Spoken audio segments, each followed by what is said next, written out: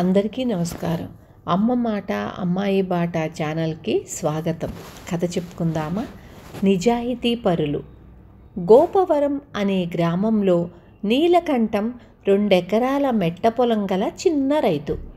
ఆయనకు ఒకే ఒక సంతానం అవంతి. చిన్నప్పుడే తల్లిని పోగొట్టుకున్న ఆమెను నీలకంఠం ఏ లోటు కనపడకుండా పెంచాడు. ఆమెకిప్పుడు పెళ్ళీడు వచ్చింది. 10-15 వేలైనా కట్నంగా ముట్ట చెపితే తప్ప వరులు దొరికేలా లేరు. నీలకంఠం ఎక్కడైనా అప్పు దొరుకుతుందేమో అని పొరుగురులో ఉన్న బంధువుల ఇంటికి వెళ్ళాడు. అవంతి పక్క గ్రామంలో ఉన్న స్నేహితురాలింటికి వెళ్ళింది. ఆ రోజు చీకటి పడే వేళ ఆమె బాడుగ బండిలో తిరిగి వచ్చి ఇంటి ముందు దిగింది. లోపలి నుండి తండ్రి ఎవరితోనో ఘర్షణ పడుతున్నట్లు పెద్దగా కేకలు వినిపించాయి.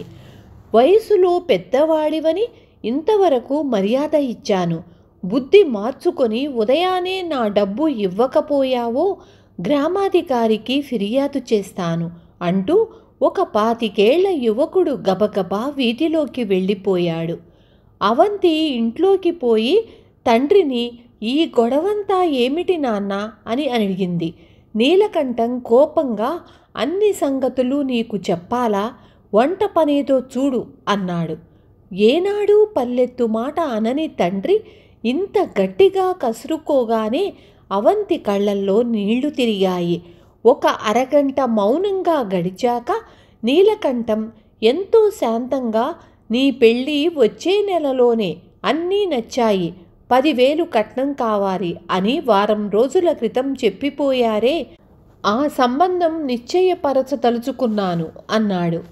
డబ్బు ఎక్కడ దొరికింది నాన్న అన్నది అవంతి భయంగా. ఆ ఆరాలు నీకు అనవసరం, తెలిసిందా అంటూ మంచం వాల్చుకొని పడుకున్నాడు నీలకంఠం. అవంతి వంటగది సర్ది వచ్చేసరికి నీలకంఠం మంచి నిద్రలో ఉన్నాడు. ఆమె తండ్రి బట్టలు పెట్టుకునే పెట్టె తెరిచి చూసింది. పెట్టి అడుగున ఒక తోలు సంచి కనపడింది. దాని నిండా డబ్బుంది. తండ్రి తన పెళ్లి కోసం చివరకు దొంగతనం లాంటి నీచానికి పాల్పడ్డాడా అనుకుని అవంతి నివ్వెరపోయింది. ఆ తోలు సంచిని తన తలకడ దిండు కింద పెట్టుకుని నిద్రపోయింది. తెల్లవారగానే రాత్రి నీలకంఠంతో పోట్లాడిపోయిన యువకుడు వచ్చాడు. నీలకంఠం అతన్ని చూస్తూనే, ఇప్పటికి 100 సార్లు చెప్పాను, నీ డబ్బు సంగతి నాకు తెలియదు, ఇక వెళ్ళు అన్నాడు. యువకుడు కోపం తెచ్చుకొని ఏదో అనబోయే అంతలో అవంతి కల్పించుకొని, ఏదో డబ్బు గురించి మా నాన్నను బాధించటం ఏం మర్యాద అంది. ఇందులో బాధించటం ఏమీ లేదు, జరిగిందేమిటో చెబుతాను విను అంటూ యువకుడు ఇలా చెప్పాడు. అతడి పేరు చంద్రం. ఒక నగల వ్యాపారి దగ్గర గుమ్మస్తా. ఒక రోజున యజమాని 10,000 ఒక తోలు సంచిలో పెట్టుకుని వ్యాపారం పని మీద బయలుదేరి వెళ్ళి గంట గడిచే లోపల విచారంగా దుకాణానికి తిరిగి వచ్చాడు. దారిలో డబ్బు సంచిని దొంగలెవరో తస్కరించారు. ఇది విని యజమాని కన్నా చంద్రం ఎక్కువ బాధపడ్డాడు. చంద్రం అన్న పట్నంలో ఉన్నాడు. అతడి ఆరోగ్యం బాగాలేదని తెలిసి చంద్రం ఆ రాత్రే పట్నం బయలుదేరాడు. దారిలో ఒక చెరువుగట్టు పక్కన ఉన్న చెట్ల తోపులో నుంచి అతడు నడుస్తుండగా ఒక చెట్టు చాటు నుంచి ఎవరో మాట్లాడుకోవటం వినిపించింది. ఈ డబ్బు మనలో ఎవరో ఒకరికి దక్కితే కనీసం 1 ఏడాది పాటు దొంగతనాల జోలికి పోకుండా సుఖంగా బ్రతకవచ్చు. ఒక పని చేద్దాం, ఈ సంచిని ఇక్కడ పెట్టి చెరువు గట్టు మీదికి పోదాం. అక్కడి నుంచి ఎవరు ముందుగా వచ్చి ఈ సంచిని తాకితే వాళ్ళది అందులో ఉన్న డబ్బు, ఏమంటావ్ అన్నాడొక దొంగ. రెండో దొంగ ఇందుకు సరేనన్నాడు. ఇద్దరూ సంచి అక్కడ పెట్టి చెరువు గట్టు మీదకు వెళ్ళారు. చంద్రం చెట్టు చాటు నుంచి సంచి ఉన్న చోటుకు వచ్చి దాన్ని చూస్తూనే నిర్ఘాంతపోయాడు. ఆ తోలు సంచి తన యజమానిది. చంద్రం చప్పున సంచి తీసుకొని పరిగెత్తసాగాడు. దూరం నుంచి ఇది చూసిన దొంగలు అతడి వెంట పడ్డారు. చంద్రం చాలా దూరం పరిగెత్తి నీలకంఠం వాళ్ళ గ్రామం చేరాడు. వీధుల్లో ఇంకా జనసంచారం ప్రారంభం కాలేదు. తను దొంగలకు దొరికిపోయిన యజమాని డబ్బు సంచి దొంగల పాలవ్వకూడదనుకుంటూ అతడు వీధి ప్రక్కన ఉన్న ఒక ఇంటి అరుగుకు అడ్డంగా ఉన్న మేదర తడిక వెనక్కి దాన్ని విసిరివేశాడు. అతడు గ్రామం దాటి మరికొంత దూరం పరిగెత్తేసరికి బాగా తెల్లవారిపోయింది. ఇక లాభం లేదని దొంగలు ఎటో వెళ్ళిపోయారు. చంద్రం పట్నం వెళ్ళి అన్న ఆరోగ్యం కొంత బాగైందని తెలుసుకొని నీలకంఠం ఉండే గ్రామానికి తిరిగి వచ్చాడు. ఇప్పుడు నీలకంఠం ఆ డబ్బు సంచి సంగతి తనకు తెలియదని అబద్ధమాడుతున్నాడు. అంతా విన్న అవంతి చంద్రం స్వామి భక్తికి ఆశ్చర్యపోయి తన తలగడ కింద ఉన్న డబ్బు సంచిని అతడికి ఇవ్వబోయింది. కానీ నీలకంఠం ఆమెకు అడ్డు వచ్చి, సంచి ఇవ్వకు, ఇతను చెప్పేదంతా పెద్ద కట్టు కదా, ఆ డబ్బు సంచి నాకెలా దొరికిందో చెబుతాను విను అంటూ ఇలా చెప్పాడు. అతడు కూతురు కట్నం డబ్బు కోసం 1-2 చోట్ల ప్రయత్నించి పనికాక నిరాశగా ఇంటికి బయలుదేరాడు. ఆ క్షణంలో అతడికి జీవితం మీద రోత పుట్టింది. ఒక్కగానొక్క కూతురు పెళ్లి చేసే శక్తి లేక తాను బ్రతికుండి ప్రయోజనం ఏమిటి అనుకుంటూ దారి ప్రక్కనే ఉన్న ఒక పాడుబడ్డ బావికేసి తడబడుతున్న అడుగులతో నడవసాగాడు. నీలకంఠానికి కొంచెం వెనక్కా వస్తున్న ఒక నడివయసువాడు అతడి తడబాటును గమనించి చప్పున వచ్చి భుజం పట్టుకొని, ఆగు, నువ్వేదో అఘాయిత్యానికి తలపడినట్లుంది, కారణం ఏమిటి అని అడిగాడు. నీలకంఠం కళ్ళనీళ్లు పెట్టుకొని, ఒక్కగానొక్క కూతురుకు పెళ్లి చెయ్యలేని నేను బ్రతికుండి ప్రయోజనం ఏమిటి అన్నాడు. ఆ జవాబుకు అతడు నవ్వి, నాకు 10 మంది ఆడపిల్లలకు పెళ్ళిళ్ళు చెయ్యగల స్తోమతుంది కానీ పిల్లలు లేరు. ఈ డబ్బు నాది కాదు, అయినా తీసుకో, నీ చిరునామా ఇచ్చావంటే నెలకింత అని వసూలు చేసుకుంటాను అంటూ ఒక తోలు సంచిని నీలకంఠానికి ఇచ్చాడు. ఆయన పేరు రాజయ్య. ఆయన నాకు సంచి ఇవ్వడం చాటున ఉండి చూసి ఈ చంద్రం కాజేయాలని ప్రయత్నం చేస్తున్నాడు.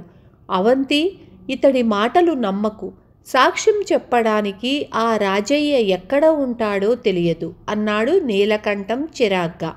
అంతలో రాజయ్య వీధిలో నుంచి గడప దగ్గరకు వచ్చి, అంత చీకట్లో కూడా ఈ ఇంటిని బాగా గుర్తుపెట్టుకున్నానన్న మాట అన్నాడు నవ్వుతూ. నీలకంఠం కూతురుకు రాజయ్యను పరిచయం చేశాడు. ఆమె జరిగిందంతా ఆయనకు చెప్పి, ఈ చిక్కుముడిని మీరే ఊడతీయాలి అన్నది. అదెంత పని అని రాజయ్య జరిగింది ఇలా చెప్పాడు.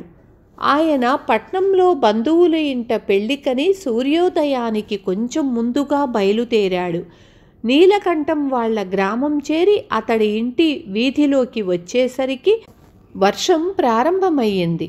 తలదాచుకునేందుకు ఇంటి అరుగు మీదకు చేరిన రాజయ్యకు తడిక పక్కన సంచి ఒకటి కనిపించింది. తీసి చూడగా లోపల చాలా డబ్బు, ఇంటికి తాళం వేసి ఉంది. ఇంటి వాళ్ళు ఎక్కడికో వెళ్లే తొందరలో సంచి అక్కడ జారవిడిచి ఉంటారని, తిరుగు ప్రయాణంలో వాళ్లకు అప్పగించవచ్చని అనుకొని వాన వెలియగానే ఆయన ప్రయాణమైపోయాడు. దారిలో ఒకచోట ఆ డబ్బును పాడుపడిన బావికేసిపోతున్న నీలకంఠానికి ఇవ్వటం జరిగింది. అప్పట్లో రాజయ్యకు తనకు డబ్బు సంచి దొరికిన ఇల్లు నీలకంఠానిదని తెలియదు. తిరిగి ఆయన ఇంటికి పోయి తనకు సంచి దొరికిన ఇంటి వాళ్లకు జరిగిన సంగతి చెప్పి డబ్బు ఇద్దామని డబ్బు సంచి తీసుకొని బయలుదేరి వచ్చాడు. ఇంత చెప్పి రాజయ్య నీలకంఠంతో చెప్పి, నేను మీకిచ్చిన డబ్బు సంచి చంద్రం యజమానిదే అయి ఉంటుంది, దాన్ని చంద్రానికి ఇచ్చివేయండి, మీకు కాబోయే అల్లుడికి ఇవ్వవలసిన కట్నం 10,000 నేనిస్తాను అని చంద్రం కేసి పరీక్షగా చూస్తూ, ఆ కాబోయే అల్లుడు ఈ కుర్రవాడిపాటి ఉంటాడా అని అడిగాడు. ఏదో పెళ్లి చూపులకంటూ వచ్చిపోయిన అతన్ని గురించి లోతుగా తెలుసుకునే అవకాశం నాకెక్కడుంది? తల్లిదండ్రులు 10,000 కట్నం కావాలంటే గంగిరెద్దులా తలూపాడు అంతే అన్నాడు నీలకంఠం అక్కసుగా. రాజయ్య ఈసారి చంద్రం భుజం తట్టి, నీ యజమాని పోయిందని చేతులు దులిపివేసుకున్న డబ్బును తిరిగి ఆయన పరం చేసేందుకు నీవు పడ్డ శ్రమ, నీ నిజాయితీ నాకు బాగా నచ్చాయి. నీలకంఠం గారు అవంతి ఒప్పుకుంటే మాట, నీకు పెళ్ళయిందా? కాకపోతే ఏపాటి కట్నం కావాలి అన్నాడు. చంద్రం నీలకంఠం కేసి అవంతికేసి చూశాడు. నీలకంఠం అతడి కేసి ఆప్యాయంగా చూస్తున్నాడు. అవంతి సిగ్గుతో తల వంచుకొని నేలచూపులు చూస్తున్నది. తన పెళ్ళి తప్పిపోయినా సరే అతని డబ్బు సంచి నాకివ్వబోయిన అవంతి మంచితనం నాకు చాలా నచ్చింది. కట్నం కారణంగా ఇంత గొడవ జరిగాక ఇంక నేను కట్నం అడగటమేమిటి అన్నాడు చంద్రం. రాజయ్య నీలకంఠం అవంతిల కేసి చూసి వాళ్ళు ఆనందపడుతూ ఉండటం గ్రహించి, వచ్చే నెలలోనే పెళ్ళి ముహూర్తం, ఇక్కడ కాదు నా ఇంట్లో, 10 మంది ఆడపిల్లలకు పెళ్ళిళ్ళు చెయ్యగల స్తోమత గలవాడినని లోగడే నీలకంఠం గారికి చెప్పాను అన్నాడు. విన్నారు కదా. రేపు మళ్ళీ ఇంకొక మంచి కథతో మీ ముందుకు వస్తాను.